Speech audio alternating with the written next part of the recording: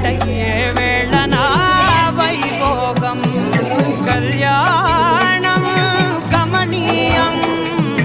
ఈ రెండు మనసులే రమణీయం ముడే ముళ్ళట ముడి పడుతుంటే ముచ్చట నాలుగు దిక్కుల కంట చూడ ముచ్చటైన వేడుకంట ఆ పంచభూతాల తోడుగా ప్రేమ పంచుకొనే పండగంట ఇది ఊరేల పచ్చని పంట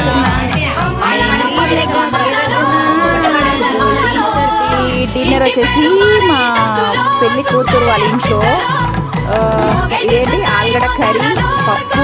సాంబార్ ఉంది. సో అందరు డిన్నర్ అయితే